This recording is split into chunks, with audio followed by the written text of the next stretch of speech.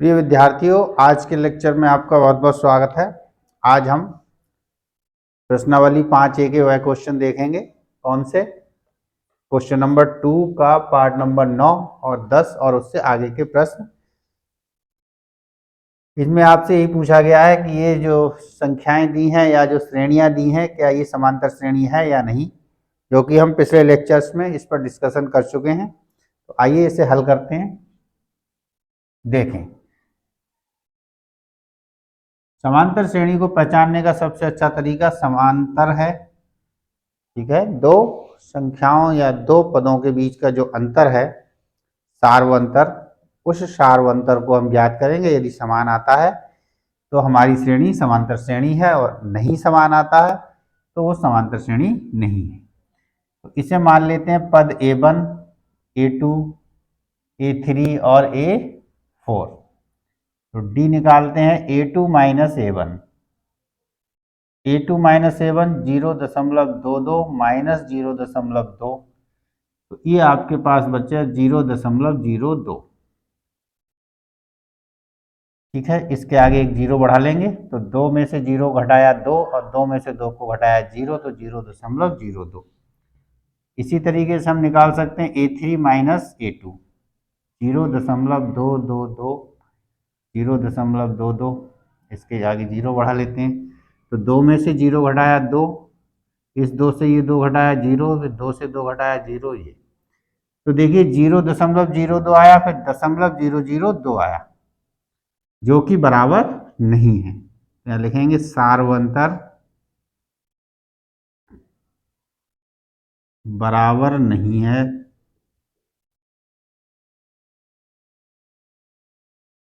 अतः दी गई श्रेणी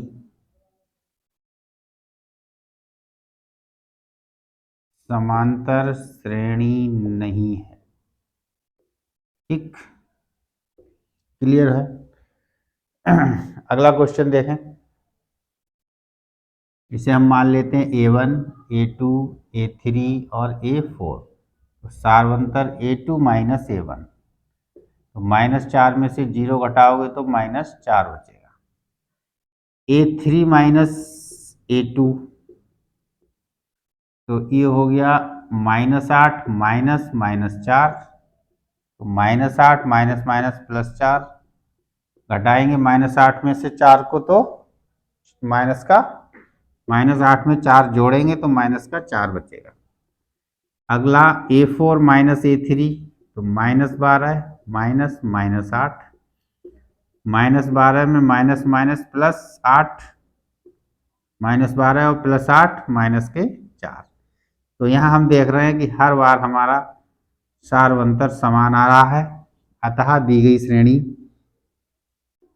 अतः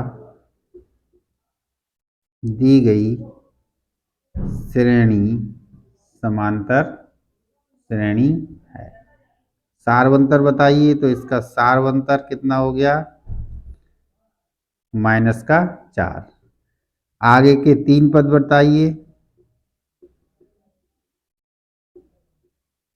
तो -4 जोड़ देंगे अगले पद में, -12 में -4 जोड़ेंगे तो -16, -16 में -4 जोड़ेंगे तो -20, और -20 में -4 जोड़ेंगे तो -24। इस तरीके से श्रेणी आगे चलती चली जाएगी। लेकिन 3 पद पूछे हैं तो ये आपके पास आगे के 3 पद हो गए। देखते हैं आगे के पार्ट। देखें, आपके सामने है 11th और 12th पार्ट। देखते हैं। यहाँ देख रहे हैं आप, सभी पद क्या आ रहे हैं? समान आ रहे हैं। तो इसे A1, A2, A3, A4। अब अगर आप सार्वंतर निकालेंगे तो A2 माइनस A1, -1/2 में से -1/2 घटाएंगे तो समान संख्या में से समान संख्या घट रही है, क्या आ जाएगा? 0। A3 में से A2 घटाएंगे तो यहाँ भी -1/2 में से -1/2 घटाएंगे तो ये भी 0। A4 माइनस A3, -1/2 में से -1/2 घटाएंगे तो बराबर 0। लेकिन देख रहे हैं हमारा सार्वंतर कैसा आ रहा है? समान आ रहा है। तो यहाँ हमारा सार्वंतर समान है, अतः श्रेणी समांतर श्रेणी है। ठीक, तो समांतर श्रेणी है तो सार्वंतर कितना है? तो सार्वंतर आप बता दीजिए कितना है? 0। आगे के 3 पद शून्य जोड़ेंगे, -1/2 में शून्य जोड़ेंगे तो -1/2, फिर इसमें शून्य जोड़ेंगे, फिर -1/2, फिर इसमें शून्य जोड़ेंगे, फिर -1/2, यानी आगे के जो 3 पद हैं वो भी हमें -1/2 -1/2 ही प्राप्त होंगे। इसी तरीके से अगला क्वेश्चन देख लेते हैं। इसे मान लेते हैं A1, A2, A3 and A4। तो सार्वंतर D A2 - A1, 3 - 1 बराबर 2, A3 - A2, 9 - 3 बराबर 6। यहीं पर 2 पदों से ही पता चल गया कि यहाँ सार्वंतर जो है समान नहीं है, अतः ये समांतर श्रेणी नहीं है। देख लें, अतः यह समांतर श्रेणी नहीं है। ठीक, तो ये आपका 11th पार्ट हो गया। उसके बाद 12th पार्ट देख लें। 12th नहीं, 13th पार्ट है आपके सामने। A 2A 3A 4A, A, 2A, 3A, 4A, इस तरीके से ये सीरीज आपको दी जा रही है। तो देखें, A में A ऐड किया 2A, 2A में A ऐड किया 3A, 3A में A ऐड हुआ जुड़ा तो 4A, यानी A का ही डिफरेंस आएगा। देख लें D, A2 - A1, तो 2A में से A घटा दिया, A बचा। A3 में से A2 घटा लो, A3 कितना हो गया? 3A, -2A तो A आ गया। फिर A4 में से A3 घटा लेंगे, 4A - 3A तो भी क्या आ गया? A। अतः यह समांतर श्रेणी है। सार्वंतर कितना है इसका, ये बता दीजिए। सार्वंतर बराबर A। अब आगे के 3 पद, आगे के 3 पद, तो अंतिम पद में सार्वंतर जोड़ेंगे। 4A में A जोड़ेंगे तो 5A, और 5A में A जोड़ेंगे तो 6A, और 6A में 1 जोड़ेंगे तो 7A। तो ये 3 पद आपके आगे के 3 पद आ गए, और आगे भी आप सीरीज को बढ़ा सकते हैं। देखते हैं आगे के क्वेश्चंस। देखें, इन क्वेश्चंस में चेक करें कि ये समांतर श्रेणी है या नहीं है। तो उसी विधि से कर लेंगे हम।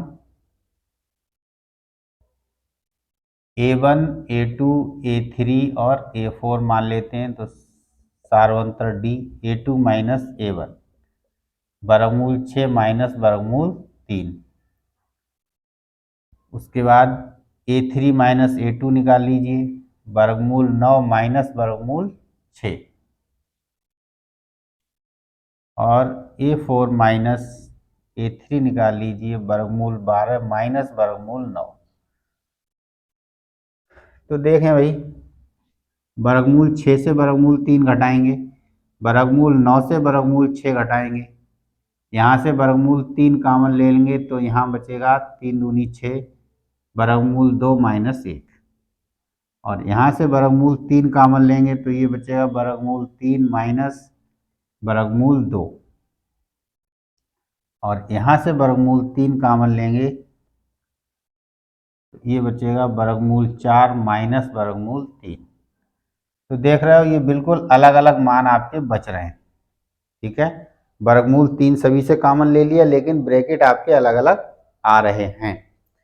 तो यहाँ पर ये साफ साफ दिख रहा है कि यहाँ पर सार्वंतर हमारा समान नहीं है, अतः श्रेणी समांतर श्रेणी नहीं है। ठीक, यहाँ देखें, A1 मान लो, A2 मान लो, A3 मान लो, A4 मान लो। तो सार्वंतर निकालोगे A2 - A1, 5 का वर्ग माइनस 1 का वर्ग, 25 - 1 बराबर 24।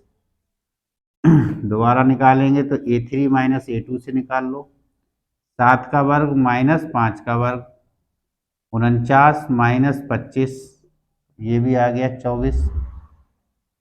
चलिए यहाँ तक तो सही आ रहा है।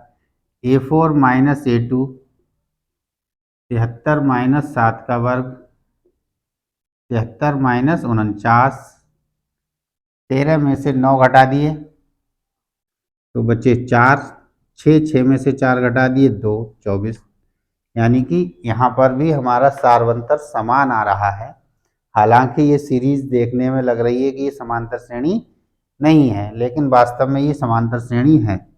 अतः श्रेणी समांतर श्रेणी है। समांतर श्रेणी है तो सारवंतर कितना है बता सकते हैं? सारवंतर बराबर आ रहा है हमेशा, तो सारवंतर हो गया 24। आगे के 3 पद,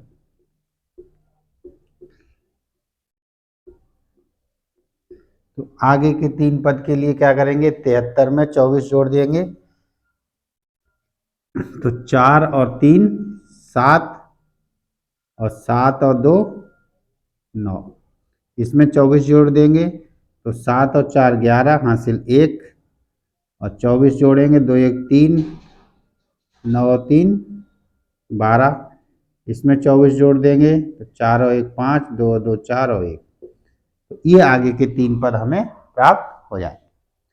इस तरीके से ये आपका प्रश्न संख्या 2 यहाँ पर आपका कंप्लीट होता है, जिसमें आपके 15 पार्ट थे। ठीक है, जिस सिर्फ पहचानना था कि यहाँ समांतर श्रेणी हमारी बन रही है या नहीं बन रही है।